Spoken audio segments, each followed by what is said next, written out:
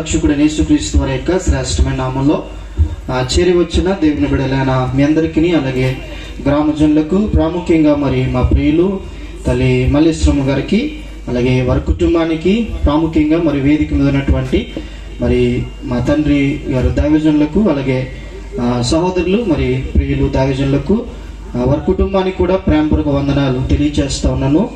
మీ అందరికీ కూడా క్రిస్మస్ శుభాకాంక్షలు తెలియజేస్తూ ఉన్నాను. ఈ ప్రాముఖ్యమైన సమయంలో మరి మనందరమును కూడా కూడుకోవడానికి, మరి తల్లి గృహం దగ్గర చేరి ఆయనను మహింపరచడానికి దేవుడు మనకిచ్చిన ఈ సమయాన్ని బట్టి ప్రభుకి మనం మహిమ చెల్లించాలి. ప్రాముఖ్యంగా మరి ఈ నెలంతా కూడా ప్రతిదినము కూడా ఏదో ఒక ప్రాంతంలో మనం కూడుకుంటూ, అలాగే మమ్మల్ని కూడా అనేక ప్రాంతాలకి నడిపిస్తున్న దేవుని సహాయమును బట్టి మరి ప్రతి చోట కూడా, ప్రతి మీటింగ్లో లేక ప్రతి ప్రాంగణంలో కూడా యేసుక్రీస్తుని గురించినటువంటి జన్మ వార్తను మనము జ్ఞాపకం చేసుకోవడానికి ప్రధానమైన కారణం ఏమిటి అంటే, దేవుని గురించి ప్రతి ఆదివారము, ప్రతి శుక్రవారము, అలాగే ఆరాధన సమయాల్లో మందిరాల్లో కూడా మనము దేవుని గురించి గుర్తు చేసుకుంటూ ఉంటాం. అయితే ప్రాముఖ్యంగా ఈ నెలకొన్నటువంటి ప్రత్యేకత ఏంటంటే, పరిశుద్ధుడైన దేవుడు మానవ అవతారిగా ఉద్భవించిన ఆ చక్కటి చారిత్రాత్మకమైనటువంటి జన్మ పర్వదినాన్ని బట్టి యేసుక్రీస్తు ప్రభువు ఈ లోకంలో మానవునిగా వచ్చిన విధానాన్ని మనం తలుచుకుంటూ ప్రతి రోజు కూడా మనము ఆయనను గురించి జ్ఞాపకం చేసుకుంటూ ఉన్నాం. ప్రాముఖ్యంగా ఒక వ్యక్తి లేక ఒకరి పుట్టినరోజును సంవత్సరంలో ఒకసారి జరుపుకుంటూ ఉంటాం కదండి. మనం సంవత్సరానికి మన పుట్టినరోజులు ఎన్నిసార్లు జరుపుకుంటాం చెప్పండి? ఒకసారి జరుపుకుంటాం చేస్తాం అంటే, నేను సంవత్సరానికి ఒకసారి పుట్టినరోజు చేసుకుంటాను. ఇక్కడ కూర్చొని ఎవరు కూడా పుట్టినరోజులు చేసుకోరు అసలు. ఎందుకంటే మేము ఎప్పుడు పుట్టాం, మాకు ఆధార్ కార్డు ఏ డేట్ వేస్తే ఆ డేట్లోనే పుట్టాం అనుకుంటున్నాం అన్నట్టుగా ఈ దినాల్లో మరి పెద్దవారు ఉన్నారు. కాబట్టి సాధారణంగా బాలికలు కానీ యవనస్తులు కానీ కొంచెం 1990 ఆ ప్రాంతం నుండి పుట్టిన వారందరూ కూడా కరెక్ట్ అయినటువంటి జన్మదినాలు, సంవత్సరాలు వారు కలిగి ఉండి బర్త్డే చేసుకుంటూ ఉంటారు. సంవత్సరానికి ఒకసారి మనం ఏం చేసుకుంటాం చెప్పండి, మన పుట్టినరోజును జరుపుకుంటూ ఉంటాం.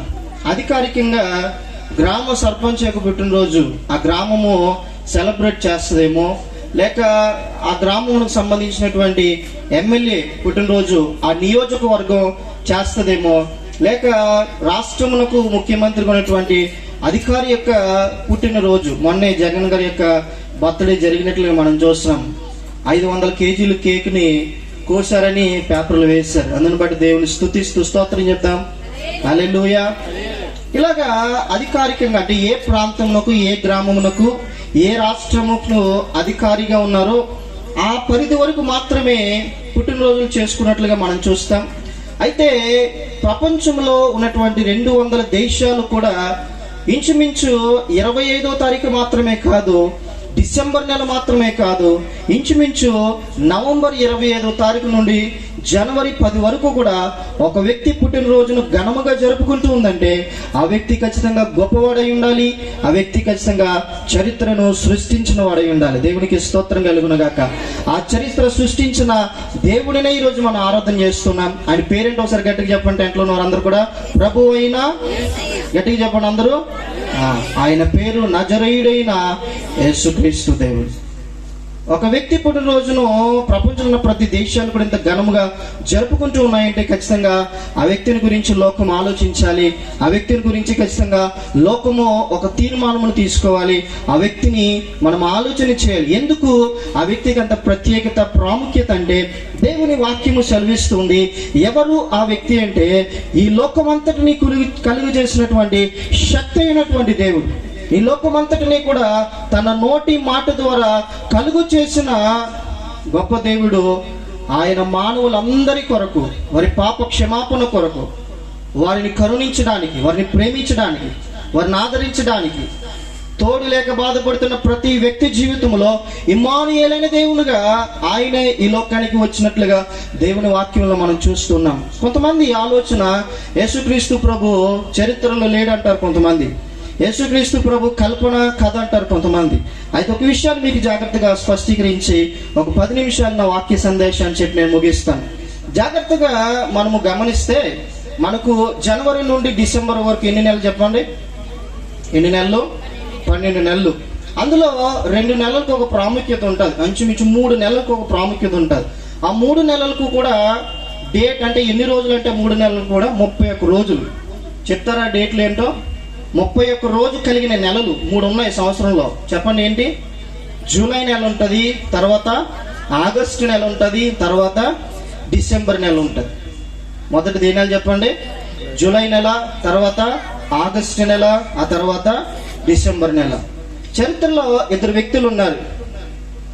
జూలియస్ సీజర్ అనేటువంటి ఒక వ్యక్తి ఉన్నాడు. ఆయన కూడా చరిత్రలో ఒక ప్రాముఖ్యమైనటువంటి వ్యక్తి. ఆ వ్యక్తికి గుర్తుగా జూలై నెలను ప్రతిపాదించారు. జూలై నెల, ఆగస్ట్ నెల కూడా 31 రోజులు అనమాట. కైసర్ ఔగుస్తు అనేటువంటి ఒక వ్యక్తి మనం చూస్తాం. సీజర్ అగస్టియస్ అనేటువంటి ఒక వ్యక్తి ఉన్నాడు. మత్తయి సువార్త 2వ అధ్యాయంలో ప్రపంచంలో మొట్టమొదటిసారి ప్రజలు ఎంతమంది ఉన్నారు అనేటువంటి అధికారిక లెక్కలు అనమాట, ప్రభుత్వ సంబంధిత అధికార లెక్కలు ప్రపంచంలో మొట్టమొదటిసారి లిఖిద్దామని ఆలోచన చేసిన వ్యక్తి కైసర్ ఔగుస్తు. సీజర్ అగస్టియస్ ఆయన రోమా సామ్రాజ్యం యొక్క మొదటి చక్రవర్తి అనమాట, మొదటి రాజు. అయితే ఆయనకు గుర్తుగానే ఆగస్టు నెలను ప్రతిపాదించారు.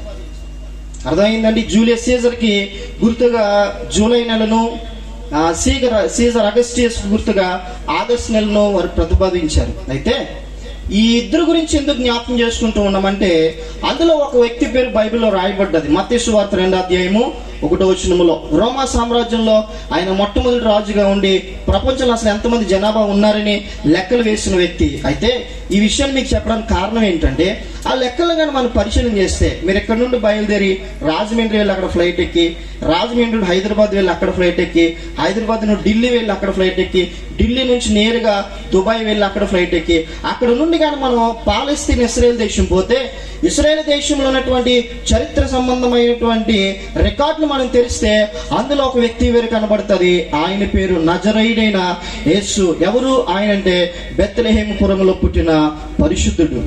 ఆయన పేరు ఎక్కడ చెప్పండి? రోమా గవర్నమెంట్ లెక్కల ప్రకారముగా ఉన్నటువంటి రికార్డ్స్ ఇప్పటికి ఉంది. నజరేతైన యేసు అని ఆ పేరు రాయబడింది. కాబట్టి యేసుక్రీస్తు ప్రభువుని గురించినటువంటి మాట కల్పితము కాదు అని చరిత్రలో అనేకమైనటువంటి రుజువులు ఉన్నాయి. అయితే ఈ ఉదయం మీ జ్ఞాపకం చేయడం ఉద్దేశం ఏంటంటే, ఆ దేవుడు మన కొరకే వచ్చాడని రాయబడింది. ఇందాక దైవజనుల వాక్యాన్ని చదివించారు కదండి. యెషయా గ్రంథము 9వ అధ్యాయం 6వ వచనం ఒకసారి అందరూ తెరవండి. త్వరగా నా మాటలు చెప్పి నేను ముగిస్తాను. 9వ అధ్యాయం యెషయా గ్రంథము 6వ వచనాన్ని మనం చదువుతున్నాం. ఏలయనగా మనకు శిశువు పుట్టెను, మనకు కుమారుడు అనుగ్రహించబడును, ఆయన భుజముల మీద రాజ్యభారం ఉండెను, ఆశ్చర్యకరుడు, ఆలోచనకర్త, బలవంతుడైన దేవుడు, నిత్యుడుకు తండ్రి, సమాధానమునకు కర్త అని ఆయనకు పేరు పెట్టబడెను. నా వాక్య సందేశం ఉద్దేశము 7వ వచనాన్ని నేను చెప్తున్నాను. ఇది మొదలుకొని మితి లేకుండా దానికి వృద్ధియు క్షేమము కలిగినట్లు సర్వకాలము దావీదు సింహాసనము రాజ్యమును నియమించుటకు, న్యాయము వలన నీతి వలన రాజ్యమును స్థిరపరచుటకు అతడు సింహాసనాసీనుడై రాజ్య పరిపాలన చేయను. స్తోత్రం చెబుతా ఒకసారి గట్టిగా. కాబట్టి యేసుక్రీస్తు జన్మం గురించి మత్తయి సువార్త, లూకా సువార్తలో చక్కగా రాయబడింది. దేవుని బిడ్డలంగా మనం ప్రతిరోజు ఆ మాటలు గుర్తు చేసుకుంటూ ఉన్నాం, జ్ఞాపకం చేసుకుంటూ ఉన్నాం. అయితే మనకు శిశువుగా పుట్టిన వ్యక్తి యేసుక్రీస్తు ప్రభు పుట్టక 700 సంవత్సరాల ముందు ఈ మాట రాయబడినప్పటికీ కూడా మనందరి కొరకు ఈ లోకానికి వచ్చాడు. చెప్పండి, యేసయ్య ఎవరి కొరకు వచ్చాడు? మనందరి కొరకు ఈ లోకానికి వచ్చాడు. ఎందుకు ఆయనను మనము అంగీకరించాలి? ఎందుకు ఆయనను మనము ఒప్పుకోనాలి?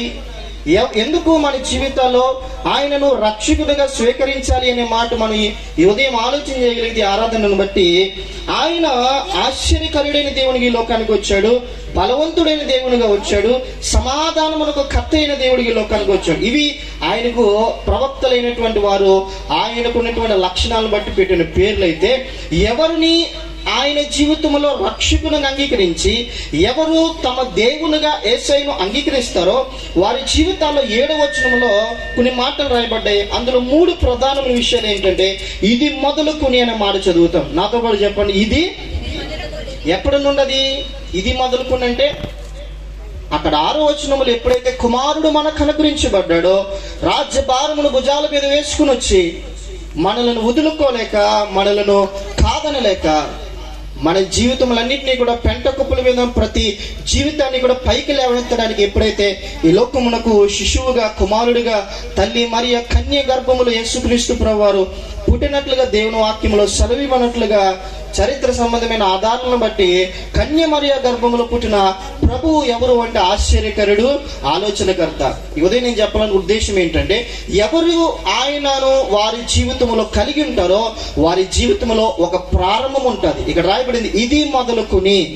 ఎవరి జీవితంలో ఆ ప్రభువు దేవునిగా ఉంటాడో అప్పటి నుండి, ఈ మాట చదువుతున్నాం, ఇది మొదలుకుని యేసయ్య మన జీవితంలో ఉంటే మన జీవితమునకు ఒక ప్రారంభం ఉంటుంది. దేనికో చెప్పమంటారా?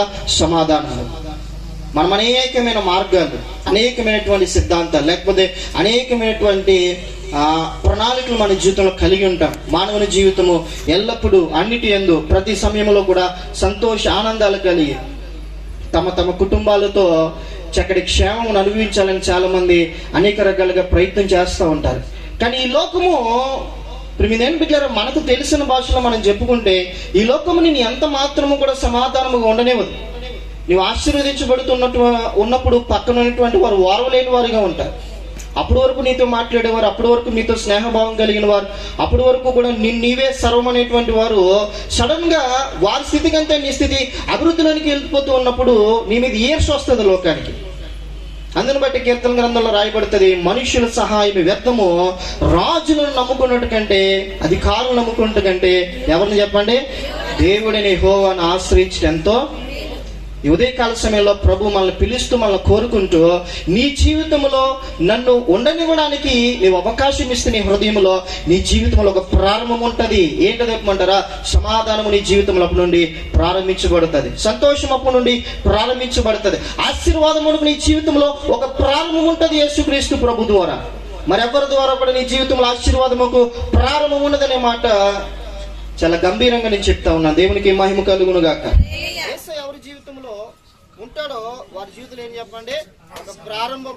రెండో మాట మనం చదువుతూ ఉన్నాము, 7వ వచనం, ఇది మొదలుకుని మితి లేకుండా. రెండో మాట ఏంటంటే మితి లేకుండా. స్తోత్రం ఒకసారి హల్లెలూయా, గట్టిగా హల్లెలూయా.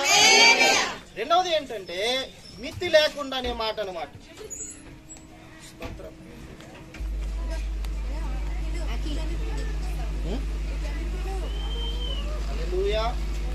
రెండో మాట మితి లేకుండా. 7వ వచనం మనం మరలో చదువుతున్నాం, ఇది మొదలుకుని మితి లేకుండా దానికి వృద్ధియు క్షేమము కలుగునట్లుగా. ఇక్కడ 3 ఆలోచనలు ప్రాముఖ్యంగా రాయబడినట్లుగా మనం చూస్తున్నాం.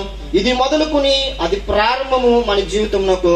రెండవది ఏంటంటే మితి లేకుండా. యేసుక్రీస్తు ప్రభు ఎవరి జీవితంలో ఉంటాడో వారి జీవితంలో మితి అనేది ఉండదటండి. మితి అంటే అర్థం ఏం చెప్పండి? మనం అనుకున్న దానికంటే, ఊహించిన దానికంటే చాలాసార్లు మన జీవితంలో ప్రభా ఇంతవరకు చాలా అనుకుంటాం. కానీ మన దేవుడు ఎంత ప్రేమ కలిగిన దేవుడు అంటే, నువ్వు ఆయన దగ్గరకు వచ్చినప్పుడు, నువ్వు ఆయన ఆశ్రయించినప్పుడు, నీ హృదయంలో ఆయన గురించి ఒక తీర్మానం తీసుకున్నప్పుడట, నిన్ను చాలు అనేటువంటి అనుభవంలో నుండి, ప్రభువా నువ్వు నాకు ఇచ్చిన దానిని బట్టి నేను ఇతరులకు పంచే అర్హతలోనికి. అర్థమైందండి? మన జీవితాలను దేవుడు అనేకులకు ఆశీర్వాదకరంగా చేస్తాడు. దేవునికి స్తోత్రం కలుగును గాక. మన జీవితంలో ఒక ప్రారంభం అయితే, రెండవది బిడ్డలారా, యేసుక్రీస్తు ప్రభు ద్వారా మన జీవితంలోనికి వచ్చేది మితి లేకుండా. దాని పేరు మనం చూస్తాం యోహాను సువార్త 1వ అధ్యాయంలో మనం చదువుతాం, ఆదియందు వాక్యం ఉండెను, వాక్యము దేవుని యొద్దనును, వాక్యమే. ఆ వాక్యమే 14వ వచనం ఎలా వచ్చిందంటే, శరీరధారిగా వచ్చింది, శరీరం ధరించింది, కృపగా వచ్చాడు, సత్యముగా వచ్చాడు, సంపూర్ణుడిగా వచ్చాడు. మితి లేకుండా. దాని పేరుని బైబిల్లో మనం మరొక మాటలో మనం గమనించగలిగితే కృప అన్నమాట. ఏంటి చెప్పండి? కృప. కొరింథీ 2వ పత్రిక 8వ అధ్యాయం 9వ వచనంలో రాయబడింది, కృప మనలను ధనవంతులుగా చేస్తుంది. అదే 2 కొరింథీ పత్రిక 9:8 చదివితే అందులో రాయబడింది, కృపట మనకు అనుగ్రహించడానికి ధనవంతుడైన దేవుడు దరిద్రతలోనికి వచ్చాడట. దరిద్రతలో ఉన్నటువంటి మనల్ని ధనవంతులుగా చేయగల దేవుని కృప అన్నమాట. మితి లేకుండా అంటే అర్థం ఏంటంటే, నీ జీవితంలో నువ్వు అనుకున్న దానికంటే, ఊహించిన దానికంటే నీ బిడ్డల జీవితాన్ని చక్కటి పరిస్థితుల్లోనికి నడిపించగలడు ప్రభు అయిన యేసుక్రీస్తు. మరెవ్వరు ఈ లోకంలో బిడ్డలారా నిన్ను ఆశీర్వాదకరమైనటువంటి పునాదుల మీద నిలవబెట్టలేరని. ఒకవేళ ఈ లోకంలో నేను అంటాను, నన్ను ప్రేమించేవారు లేరండి, నా కొరకు ఆలోచన చేసేవారు లేరా, లేకపోతే నా తల్లిదండ్రులు లేరా నా గురించి ఆలోచన చేస్తే నన్ను చాలా ప్రేమిస్తూ ఉన్నారని, ఆ వాట వాస్తవం అయినప్పటికీ కూడా ప్రేమిందని బిడ్డలారా, నేను ప్రేమించేవారు చాలా మంది నీ చుట్టూ కూడా. నన్ను ప్రేమిస్తున్న తల్లి, నా తండ్రి కూడా నన్ను ప్రేమిస్తూ ఉన్నాడు. అయితే ప్రేమించేవారు అనేక మంది నీ చుట్టూ ఉండొచ్చు, కానీ నేను అంటాను, ఈ ప్రేమించేవారు ఎంతమంది మన జీవితంలో ఉన్నా యేసయ్య వలె మనం ప్రేమించేవారు ఎవరు ఉండరు. దేవునికి స్తోత్రం కలుగునుగాక. తల్లి నిన్ను ప్రేమిస్తుంది ఎప్పటి వరకు? తన మరణం వరకు మాత్రమే. తండ్రి నిన్ను ప్రేమిస్తాడు ఎప్పటి వరకు? తన మరణించేంత వరకు మాత్రమే. ఖచ్చితంగా తల్లిదండ్రులు బిడ్డ బాగున్నా బాగోకపోయినా వారికి తప్పుతుందా చెప్పండి? తప్పదు. మాట వినినా వినకపోయినా భరించాలి ఖచ్చితంగా తల్లిదండ్రులు. అందుని బట్టి మన జీవితాల్లో మితి లేకుండా, అనగా మన జీవితంలో ఆయన మనకు ఒక ప్రారంభం ఇవ్వగలడు. మన జీవితం యేసయ్య లేనంత వరకు ఒకలా ఉంటే, యేసయ్య మన జీవితంలోకి వచ్చిన తర్వాత మన జీవితము ఒక ప్రారంభం ఉంటుంది. 2, యేసయ్య మన జీవితంలో ఉంటే, ప్రియమైన దేవుని సంగమా, ప్రియమైన దేవుని బిడ్డలారా, మన జీవితంలో ఊహకు మించిన గొప్ప కృపను దేవుడు ఇవ్వగలడట. 3వ మాట జ్ఞాపకం చేసి ముగిస్తాను. 3వదేని చెప్పమంటారా? దానికి వృద్ధి. ఈ లోకంలో మనం పొందుకున్నది ఏదైనా నిలవబడాలని కోరుతూ ఉంటాం. కష్టపడతారు, కష్టపడి సంపాదించిన ప్రతి ధనము ఏం చేస్తుంది చెప్పండి? దినాల్లో సాయంత్రం అయ్యేటప్పటికి కొన్ని గ్రామాల్లో, కొన్ని పల్లెల్లో కష్టపడతారు, ప్రయాసపడతారు కుటుంబాల కొరకు. కానీ రాత్రి వచ్చేటప్పటికి ఏమైపోతుందంటే త్రాగుడుకు, స్నేహితులకు దానిని చాలా విచ్చలవిడిగా ఖర్చు పెడుతూ ఉన్నారు. కానీ యేసయ్య మన జీవితంలో ఉంటేనట, నీ రెక్కలకు కష్టం ఏదైతే ఉందో దానిని నువ్వు అనుభవించాలి, నీ కుటుంబము దాన్ని అనుభవించాలి. ఈ ఉదయకాల సమయంలో అవునండి నా భర్త కష్టపడుతున్నాడు మా కొరకు, కానీ ఆ కష్టం నిలవట్లేదనే ఒకవేళ ఆక్రందన ఎవరి జీవితంలోనైనా ఉంటే, ఈ ఉదయం దేవుడు శుభవార్త మన కొరకు చెప్తున్నాడు ఏంటంటే, యేసయ్య ఎవరి జీవితంలో ఉంటాడో వారి కష్టము నాకు ఆయన ప్రతిఫలాన్ని ఇవ్వగలడు. అదే చెప్తున్నాడు కదా. దానికి అంటే మన జీవితంలోనికి ఆశీర్వాదకంగా ఉండాలి అని నువ్వు దేని కొరకు ఉదయం రాత్రి పగలు ప్రయాసపడుతున్నావో దానికి వృద్ధినివ్వగలడు దేవుడు. నీ కన్నీళ్లకు ప్రయాసనివ్వగలడు దేవుడు. ఉదయకాల సమయంలో మనం ఆరాధన చేస్తున్న సర్వం ఎరిగిన గొప్ప దేవుడు మన జీవితమును ఒక ప్రారంభమును ఇవ్వగలడు. నీ జీవితము నిన్నటి వరకు ఒకలాగా ఉందేమో, ఈరోజు యేసయ్యకి నీ హృదయంలో స్థానం ఇచ్చి ఆయన కొరకు నీ హృదయంలో చక్కటి తీర్మానం తీసుకుని, ప్రభువా నీ కొరకు నేను ఉంటాను నాయన, నీ కొరకు నా జీవితాన్ని అప్పగిస్తానని దేవునికి ఆయన మాటకు లోపడగలిగితే ఒక ప్రారంభం ఉంటుంది. అది నమ్మకంగా నమ్మి ఆయన చేతికి నువ్వు అప్పగిస్తేనే అది నీ జీవితంలో ప్రారంభం అవుతుంది. 2, ఊహకు మించిన కార్యములను కృప ద్వారా దేవుడు చేయగలడు. 3, మన జీవితంలో నువ్వు దేని కొరకు ప్రయాసపడుతున్న నీ కుటుంబం కొరకు అది నిలిచేలా దేవుడు చేయగలడట. అది నిలవట్లేదంటే కారణం నీ బుద్ధి, అది నిలవట్లేదంటే కారణం నీ స్వభావం. కానీ యేసయ్యకున్న ప్రత్యేకత ఏంటో చెప్పమంటారా? ఆయన మతాన్ని మార్చే దేవుడు కాదు, కులాన్ని మార్చే దేవుడు కాదు, సంస్థలను మార్చే దేవుడు కాదు, సిద్ధాంతాలను మార్చే దేవుడు కాదు. ప్రభు అయిన యేసుక్రీస్తు ఎవరంటే మనస్సును మార్చే దేవుడు. ఆయన ఎవరు చెప్పండి? మనస్సు మారితేనే మన బుద్ధి ఏమవుతుంది? ఎప్పుడైతే మనస్సు మారిందో, బుద్ధి మారిందో, త్రాగుడు ఏమవుతుంది చెప్పండి? అతని బట్టి ఉదయకాల సమయంలో ప్రేమకి మాటలు తెలియజేస్తున్నాను. దేవుడు మనల్ని ఆదరించగలిగిన సమర్థుడు. ఒక ప్రారంభం నీ జీవితంలో నువ్వు కోరుకుంటూ ఉన్నావా? యేసయ్య దగ్గరకు నువ్వు రాగలిగితే అది దేవుడు నీకు ఇవ్వగలడు. నీ జీవితంలో నువ్వు ఊహించిన దానికంటే అధికంగా మేలు నీ జీవితంలో ఉండాలని కోరుతున్నావా? నీ కుటుంబం ఏ స్థితిలో ఉండాలో ఆ స్థితిలో ఉండలేకపోతున్న కారణము బట్టి నువ్వు ఏడుస్తూ అంగలాస్తున్నట్లయితే ప్రభు చెంతకు నువ్వు రాగలిగితే నీవు అనుకున్న దానికంటే ఊహిక మించిన గొప్ప కార్యాలు నీ బిడ్డలను దేవుడు మార్చగలడు.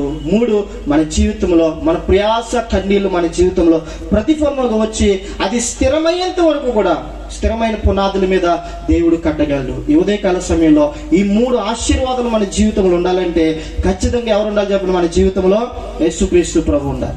మనుషుని మాటను నమ్ముట కంటే ఆయన మాట ఎంతో మేలు. అందును బట్టి అలాంటి కృప దేవుడు మన జీవితంలో కలుగొచ్చే నిమిత్తమా మన హృదయంలో యేసయ్య కొరకు ఒక తీర్మానం తీసుకుందాం. ఆయన కొరకు మనం జీవిద్దాం, ఆయన కొరకు మనం ప్రయాసపడదాం, ఆయన మాట అనేకులకు అందిద్దాం. ప్రభు మనల్ని దీవించి ఆశీర్వదించి ఘనపరచును గాక. తల వంచి ప్రార్థన చేసుకుందాం. మా ప్రభువా నీకు వందనాలు. ఆశీర్వదించండి, దీవించండి. ఈ మాటలు మా హృదయాల్లో నైనా మేము చేర్చుకోవడానికి సహాయం దయచేయండి. ఈరోజు మీరు మాతో మాట్లాడారు అయ్యా. నువ్వు నమ్మదగిన దేవుడు. ఈ లోకమునకు నువ్వు వచ్చావు. ఈ లోకములో శరీరము ధరించి నీవు ఉన్నావనడానికి నాయన అనేకమైనటువంటి సూచనలు మీరు మా కొరకు ఇచ్చారు. ఆ వాక్కును బట్టి ఈరోజు ఎవరి జీవితంలో సమాధానము లేదు, వారి జీవితంలో ఒక ప్రారంభం ఇస్తానన్నావు నాయన.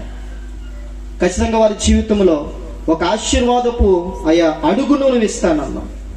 అలాంటి కృప మా బిడ్డలకి దయచేయండి. మితి లేని కృప మా జీవితాలు నువ్వు ఇస్తానన్నావు అయ్యా. మా ప్రయాసకు ప్రతిఫలం ఇచ్చి దానికి క్షేమమని ఇస్తానన్నావు. అవును ప్రభువా, అలాంటి కృపలి ఈ గ్రామంలో ఎవరికి అవసరమో అది వారికి దయచేయండి. కృపతో నింపండి, సహాయం దయచేయండి. మహిమ పొందమని ప్రార్థన చేస్తూ యేసయ్య పరిశుద్ధమైన నామములో ఈ ప్రార్థన మనం అడుగుచున్నాము పరమ తండ్రి. దేవుడు మనం దీవించున్నాడు.